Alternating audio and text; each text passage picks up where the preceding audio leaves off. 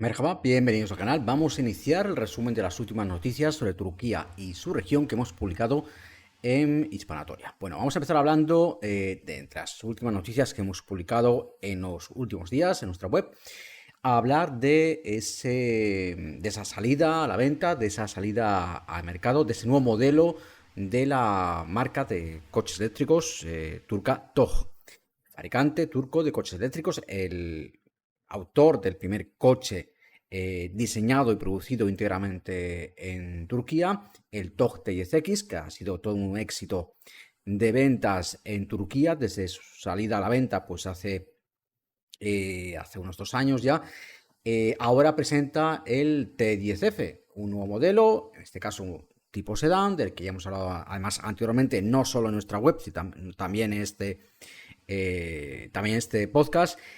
Y como habíamos anunciado previamente, el T10F, el TOG T10F, salió a la venta en Turquía el 15 de septiembre. Saldrá a la venta en Alemania, que como os dijimos, Alemania va a ser, digamos, el primer paso de ese desembarco en Europa, de esa incursión en el mercado europeo de la marca turca TOG, que hasta ahora solo vendía sus productos en Turquía.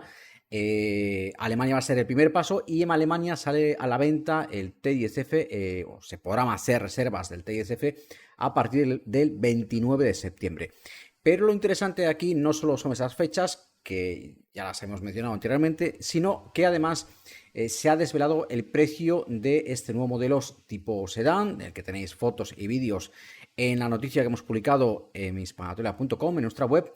Tenéis ahí todos los detalles y tenéis también ahí, como decimos, los precios, además de vídeos de los test Euro NCAP que se han realizado, esas pruebas independientes que se realizan a los automóviles que se venden, que se comercializan en Europa. Ahí tenéis el vídeo de esa prueba Euro NCAP al TOG T10F y una prueba en la que ha obtenido 5 estrellas. Y pues decíamos que ya se saben los precios de las diferentes versiones, de las diferentes variantes que van a salir de este T10F. Vamos a tener una variante con una batería de 52,4 kWh, con una autonomía aproximadamente estimada en unos 335 kilómetros. En otros sitios hemos leído 350 kilómetros, pero cifras oficiales de la web de TOG hablan de 335 kilómetros, ciclo WLTP, es decir, ciclo bastante fiable dentro de sus limitaciones.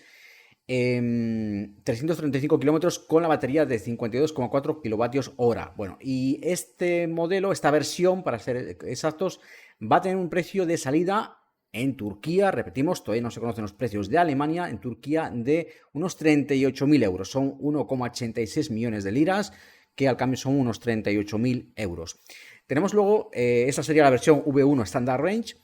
Tendríamos luego la versión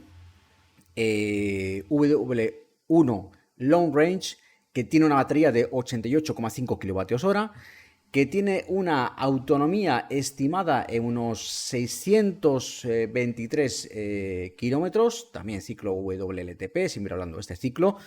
más moderno, más fiable,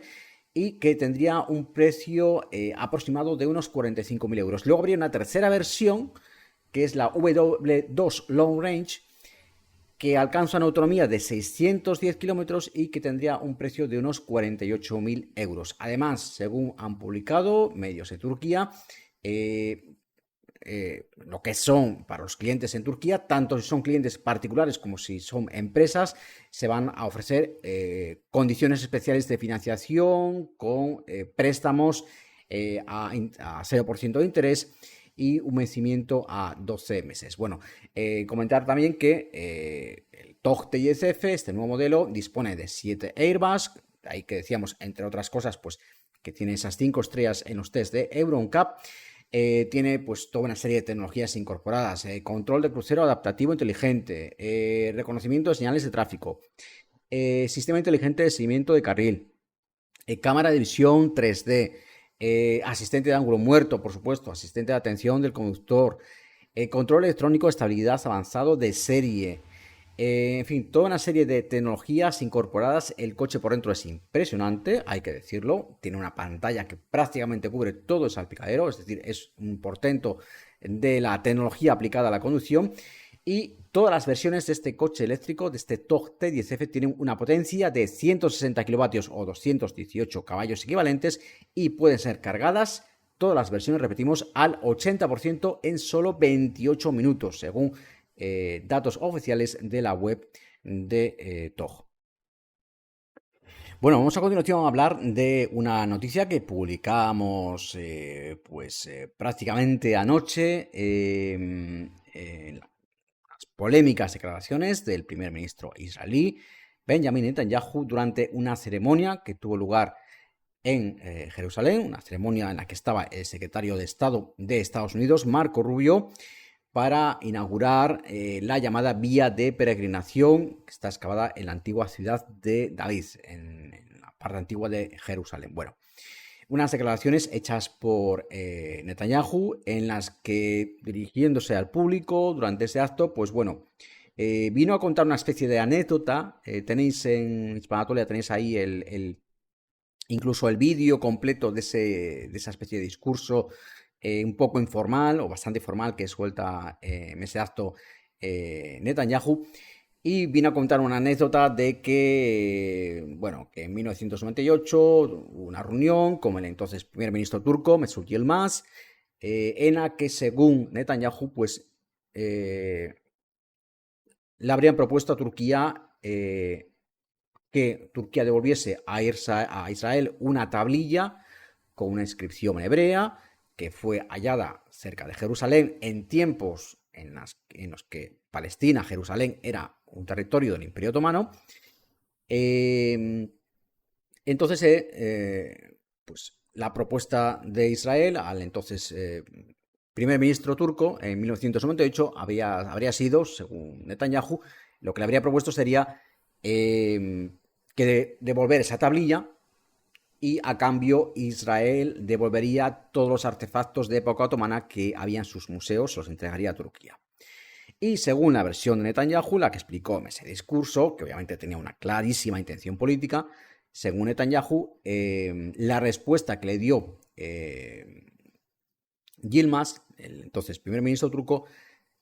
fue que no podía devolverle esa tablilla porque, insistimos, lo de que es la versión de Netanyahu, esa tablilla, según Netanyahu, le reconoció Yilmaz, el político turco, que esa tablilla demostraba que Jerusalén ya era una ciudad judía hace 2700 años. No es que dudemos de que Jerusalén fue una ciudad judía hace 2700 años, sino de que la tablilla viniese a demostrarlo. En fin, es la versión de Netanyahu, y aunque fuera así, la cuestión es que fue un discurso obviamente político, porque a continuación lo que dijo también en ese discurso Netanyahu se dirigió al actual presidente turco, a Tayyip Erdogan, y le dijo estas palabras: Jerusalén es nuestra ciudad, señor Erdogan, esta no es su ciudad, esta es nuestra ciudad, siempre será nuestra ciudad y nunca volverá a dividirse. Todo esto, obviamente, por esa anexión unilateral que ha hecho Israel de Jerusalén Este, además ese intento de plantar nuevas colonias en la parte oriental de Jerusalén, de dividir el territorio de Cisjordania, en fin, de hacer todo lo posible para evitar cualquier futuro Estado palestino en la región. Todo esto, bueno, en medio de esas críticas, por supuesto, a ese brutal asalto en Gaza y bueno, de hecho, a ese informe del que también nos hemos hecho eco en hispanatolia.com, ese informe de un equipo de investigación vinculado a Naciones Unidas, en el que se asegura que Israel ha cometido en Gaza al menos 4 de los 5 supuestos que se consideran actos de genocidio, los ha cometido en Gaza contra la población palestina, y un informe que además responsabilizaba al propio Netanyahu, entre otros, de ese genocidio en Gaza, ese genocidio del que habla abiertamente ese informe de Naciones Unidas, del que también tenéis todos los detalles en Hispanatolia. Bueno, Aparte de este informe, en medio de todas estas críticas internacionales de gran parte de la comunidad internacional por esa terrible ofensiva sobre la ciudad de Gaza, pues estas palabras de Netanyahu se producían precisamente después de que, a su regreso de una cumbre de emergencia que se celebró en Qatar por parte de la Organización para la Cooperación Islámica y la Liga Árabe,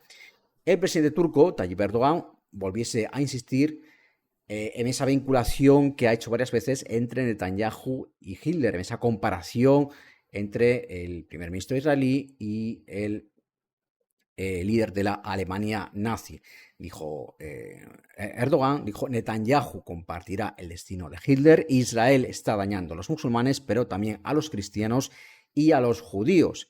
Y dijo: cuando escuchas a los judíos que se oponen al genocidio de Israel, ves claramente lo peligrosa que es la ideología sionista. Si hay que asociar a la Israel sionista con algo, es con el terrorismo y con el fascismo. Así se pronunció el presidente turco Tayyip Erdogan. También desde su partido AKP, desde Partido de la Justicia y el Desarrollo del presidente Erdogan, también hubo críticas por parte de su portavoz, de Ömer Çelik. Prácticamente en cuestión de pocos minutos contestó a esas polémicas declaraciones de Netanyahu sobre Jerusalén, insistiendo en que Jerusalén es una ciudad, es un lugar compartido por distintas religiones, con un valor histórico universal, y habló de una ilusión por parte de Netanyahu al tratar a Jerusalén como si fuese una propiedad privada. Nos vamos ahora al ámbito empresarial, al ámbito de la aviación más concretamente, porque Turkish Airlines ha sido nombrada un año más, y van ya 10 años consecutivos, como mejor aerolínea de Europa. Ha sido durante los prestigiosos premios Skytrax World Airline Awards, que están considerados como los Oscars de la industria de la aviación. Y durante la edición de este año, durante la edición de 2025, Turkish Airlines volvió a quedar en el primer puesto como mejor aerolínea de Europa. Tenéis en mi sumatoria, tenéis todo el ranking de cómo quedó esa clasificación de las mejores aerolíneas de Europa. Por dar algunos datos, pues en segundo lugar, por detrás de Turkish Airlines, quedó Air France. Vemos también, por ejemplo, a British Airways, que quedó en cuarto lugar, o a la española Iberia, que aparece en séptimo lugar en ese ranking. También recibió otros premios la aerolínea turca. Por ejemplo, recibió en esos galardones, en esos mismos galardones otorgados por el Skytrax, el premio al mejor catering de clase business del mundo, y también el premio a mejor aerolínea del sur de Europa, que también van varios años consecutivos que lo logra. Son ya, de hecho, 8 los premios que ha recibido este año Turkish Airlines, este año 2025, que recordemos que hace poco era noticia precisamente por su entrada en el accionariado de la aerolínea española Air Europa. Bueno, y una noticia de la que hemos tenido conocimiento, pues hace unas horas, estamos grabando este podcast el miércoles, el miércoles 17 de septiembre, y hace unas horas se conocía la noticia, la divulgaban varios medios dentro y fuera de Turquía, de que el Papa León XIV, elegido el pasado mes de mayo, líder de los católicos del mundo, parece ser que ya estaría ultimando los detalles, ya se conocerían más o menos las fechas de ese futuro viaje a Turquía, del que hemos hablado ya en anteriores episodios de este podcast, también en hispanatoria.com, un viaje que sería el primer viaje al extranjero de su pontificado, y un viaje que además incluiría una segunda escala que tendría lugar en este caso en Líbano. Habrían sido informaciones del Vaticano que habrían sido citadas por varias agencias, también por varios medios,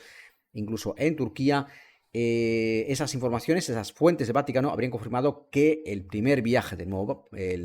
Papa va a estar dividido en esas dos etapas, en Turquía y en Líbano, con una duración total prevista inferior a una semana. y que, bueno, habría surgido esta información a partir de que, a su vez, el portavoz o un portavoz del patriarca greco-ortodoxo de Estambul, el líder de la comunidad griega ortodoxa de Estambul, y que es a su vez el líder mundial, el líder de los cristianos ortodoxos a nivel mundial, que es Bartolomé I, habría confirmado a distintos medios en Turquía que el Papa León XIV habría recibido una invitación de su parte para participar en un acto ecuménico en Estambul que tendría lugar el próximo 29 de noviembre. Si el Papa León XIV acepta esta invitación, que todo apunta a que así será, porque él mismo ha dado esas señales en meses, hace unos pocos meses, en una anterior ocasión, ambos líderes religiosos se reunirían el 29 de noviembre en Estambul y posteriormente, al día siguiente, el 30 de noviembre, viajarían a la actual ciudad de Iznik, la antigua ciudad de Nicea, ciudad de Iznik hoy día en Turquía, noroeste de Turquía, provincia de Bursa. Viajarían el 30 de noviembre, coincidiendo con la importante festividad religiosa de San Andrés, para conmemorar el aniversario del histórico, en 1700, ni nada menos, 1700 años de el concilio de Nicea, un importantísimo concilio que se celebró, que se convocó en el año 325 por parte del emperador romano Constantino Grande, que fue el primer concilio de la cristiandad, que reunió a obispos de todo el mundo conocido, y en el que se establecieron se estableció la doctrina cristiana, la doctrina universal, llamada católica, la que sería la doctrina católica, de creencia en un solo Dios, pero a su vez establecido como una trinidad, por Padre, Hijo, Espíritu Santo, o por ejemplo, pues qué naturaleza tenía Jesucristo en esa relación con el Padre, con Dios mismo. Pues todas esas creencias que forman parte de la base misma, del pilar mismo de la creencia de los católicos, se establecieron en Nicea, en Iznik, hoy día Iznik, en antigua Nicea, en el año 325, en ese concilio de Nicea, del que se cumplen ahora nada menos que 1700 años, y con motivo del cual el Papa viajaría a Turquía, decíamos, a finales de noviembre. La siguiente etapa sería esa visita a Líbano. También el pasado mes de agosto, el patriarca cristiano maronita de Líbano también anunció en una entrevista en la televisión que el Papa iba a viajar a Líbano antes de diciembre, es decir, finales de noviembre, en respuesta a una invitación que le habría hecho el propio presidente del Líbano, Youssef Aoun. Sería pues la primera visita al Líbano de un papa desde 2012, cuando fue la última que realizó en este caso Benedicto XVI, y en el caso de Turquía pues sería la primera visita a Turquía en 11 años. La última la realizó el difunto Papa Francisco en 2014, también en fechas muy similares, también a finales de noviembre, poco después de ser elegido Papa. Y vamos a terminar hablando en este episodio de la preocupante situación de los pantanos que abastecen de agua a Estambul. Hemos hablado a lo largo de las últimas semanas en Hispanatolia, también en este podcast, de la preocupante situación de la grave sequía que atraviesa Turquía. Hemos tenido un año 2024 muy caluroso, un año 2025 aún más caluroso. Se han batido récords de temperatura. Recordemos que hablábamos no hace mucho, a principios de verano, de un récord de 50,5 grados centígrados detectados en el sureste de Turquía este año. Pocas precipitaciones, por debajo de la media habitual, altas temperaturas, y todo esto ha hecho que pues en lugares, ya lo hemos contado, en lugares como Izmir, como Esmirna, en la costa este de Turquía, pues haya habido que acometer cortes de agua. Se ha tenido que cortar varias horas al día, se ha tenido que cortar el suministro de agua en muchas zonas de la que es la tercera provincia más poblada de Turquía. Y ojo, porque si la situación no mejora en los próximos meses, pues en las próximas semanas podríamos estar ante una situación de emergencia similar en Estambul, donde, según datos de la Administración de Agua y Alcantarillado de Estambul, İSKİ por sus siglas en turco, a fecha de 15 de septiembre, hace 2 días, 15 de septiembre de 2025, el nivel medio de los pantanos que abastecen de agua potable de Estambul era de solo el 34%. Una cifra realmente baja. Incluso hay algunos pantanos que están incluso por debajo del 10%, algunos de los pantanos que abastecen, que suministran agua potable a Estambul. Es el caso, por ejemplo, del embalse de Casandere, que está a solo el 8% de su capacidad. Es cierto que hay otras presas, otros pantanos, como por ejemplo el del Mali, que está al 55%, pero también tenemos otros, como el caso del embalse de Ömerli, que es uno de los más importantes, uno de los principales que abastecen de agua a Estambul, que está incluso por debajo de esa media de 34%, y está al 27%. Pero es que además, según datos de esta autoridad, de esta Administración de Agua y Alcantarillado de Estambul, de İSKİ, según datos de esta oficina, el nivel, la tasa de llenado, digamos, de los pantanos de los embalses que abastecen de agua potable a Estambul